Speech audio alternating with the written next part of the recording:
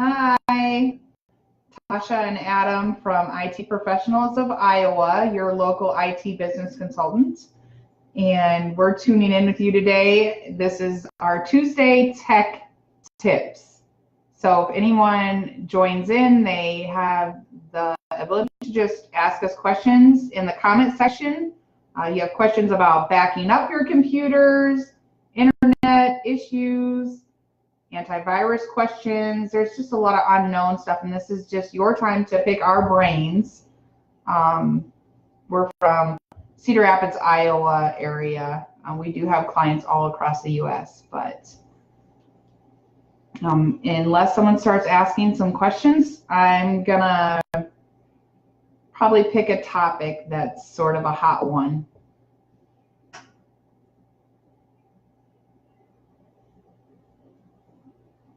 Say anyone's viewing it? Yep. One viewer? One so far.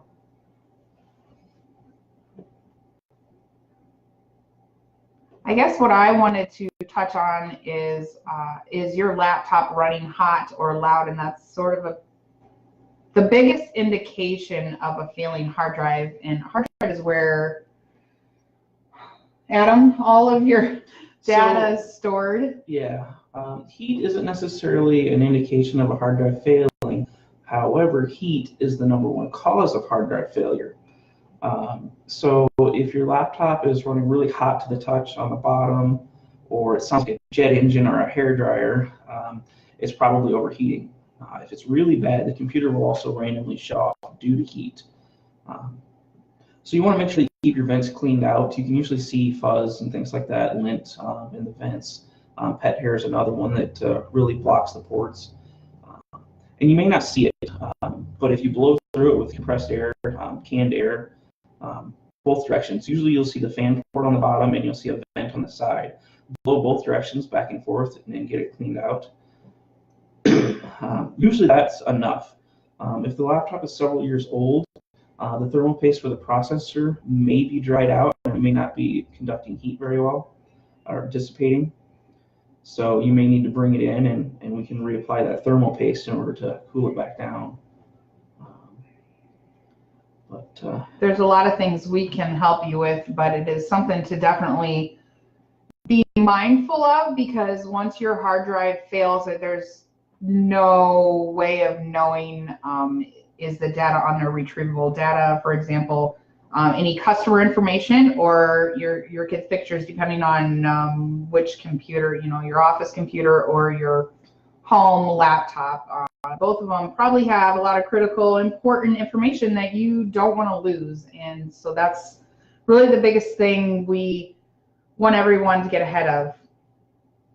So yeah, we've never had a data recovery where the data wasn't important, right? So some examples we've had are my computer crashed and I have to do payroll tomorrow.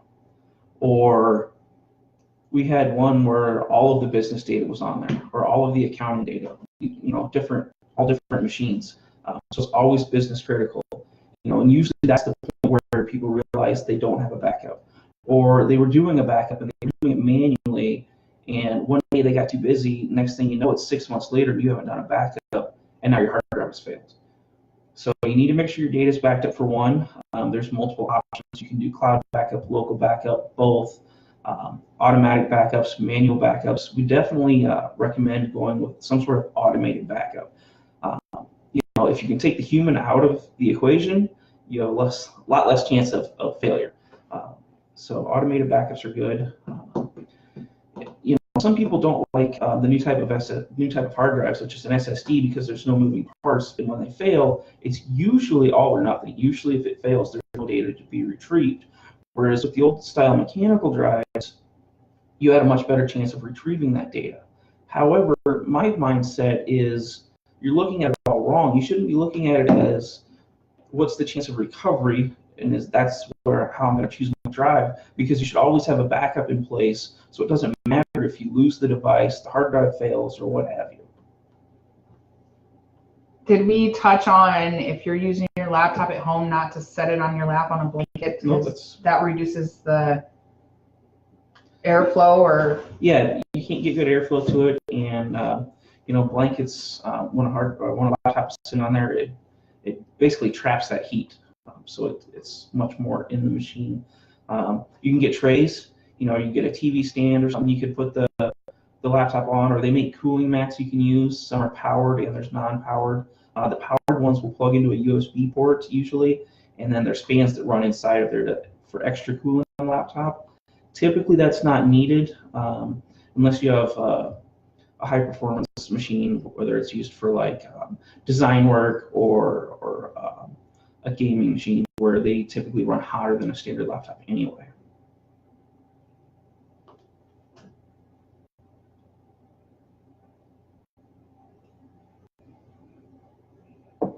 So besides the laptop running hard, what other symptoms for a failing hard drive is there?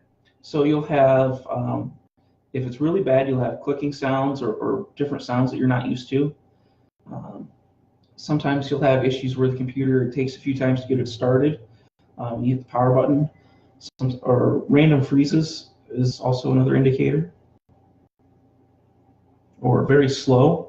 Once it does come up, if everything is just really slow, that's an indicator of a hard drive. The problem is a lot of problems have this similar symptoms. Like if it randomly freezes, that could be a memory issue as well. So you really have to have it diagnosed to figure out exactly what it is.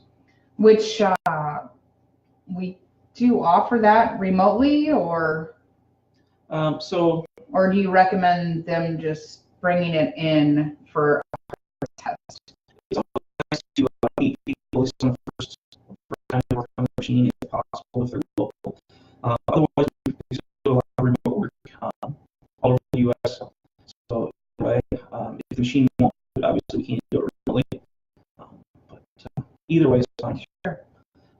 Another thing to note is our diagnostic cost is $29.95. If we decide, or if you decide that you want to get the machine repaired, that $29.95 fee is rolled into the invoice, into the repair anyway. So it's basically waived.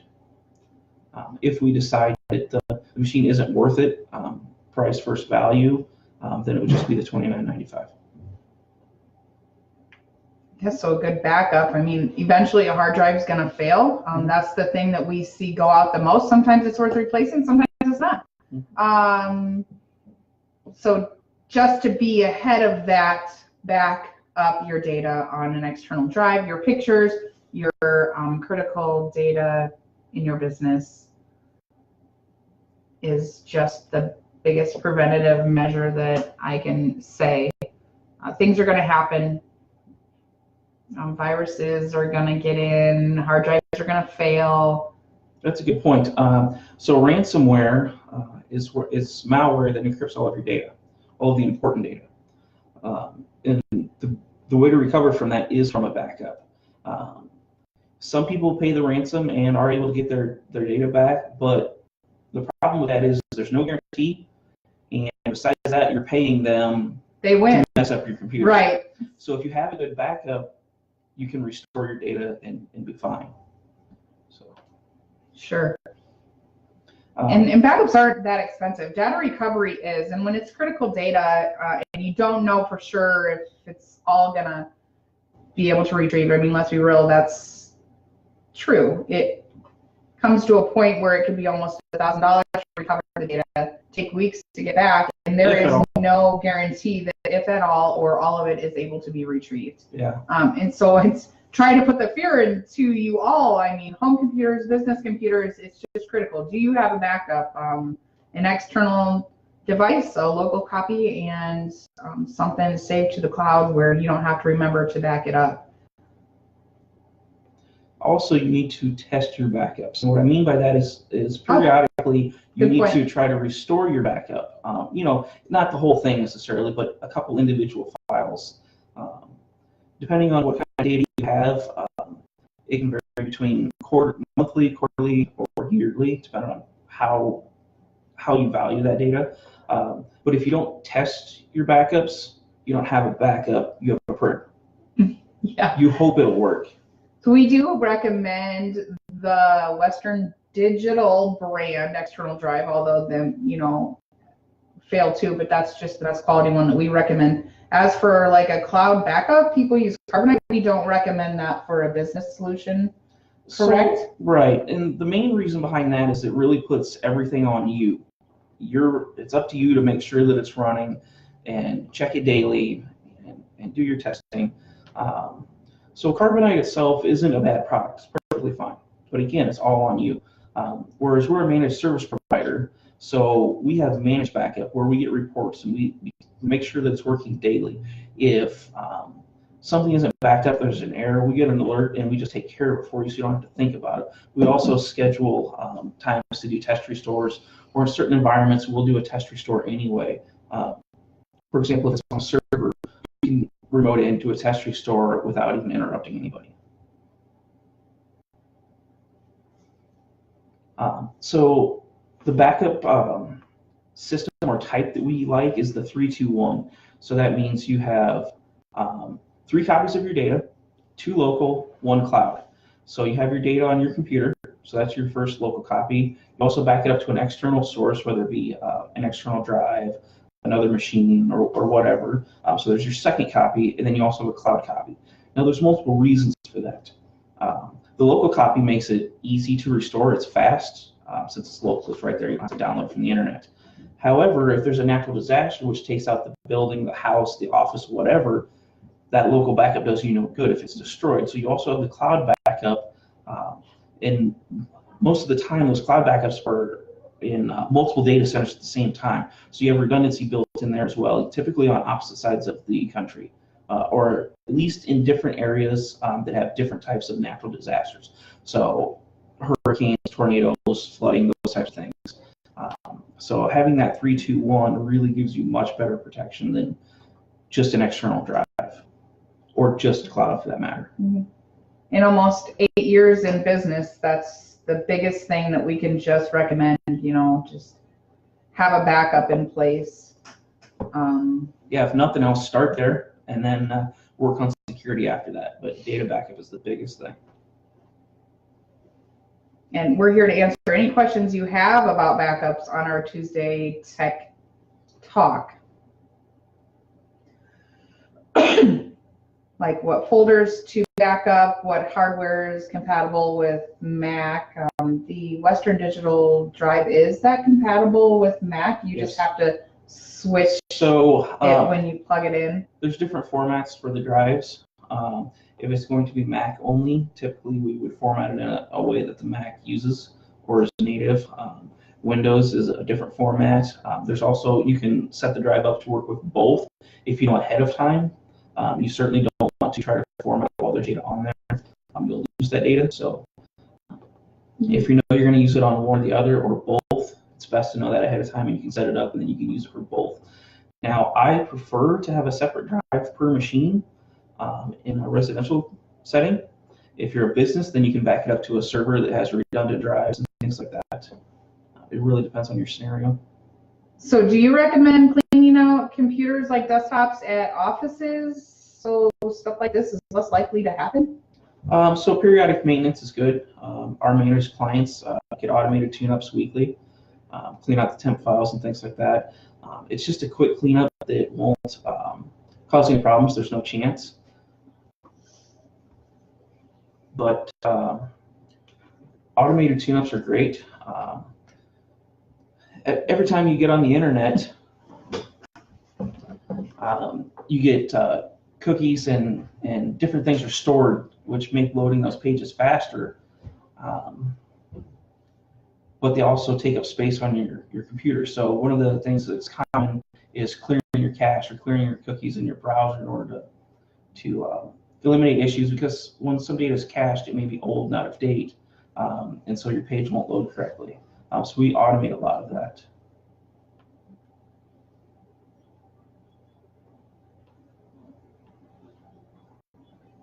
You guys jump in later. You can always ask any questions in the comments as well, but we're going to try and be consistent with this.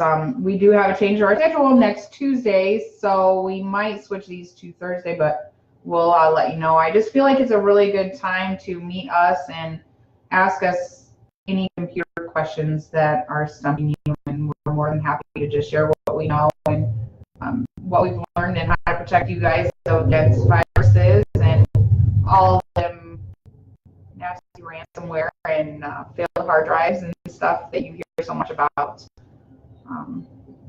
Again, this is Tasha and Adam with IT Professionals of Iowa, a local IT business consultant firm. And we're going to go ahead and end this at 6:15. Didn't have anyone here asking questions. It may or may not last longer if people are here picking our brains, but yeah, so typically we'll have a 15-minute video or so. If we get some questions or feedback while we're doing it, we can certainly stick around longer. As Tasha said, if you see this after, go ahead and leave questions and we'll answer them as we're available. So thanks for watching. thank we'll see you. you next week. Bye.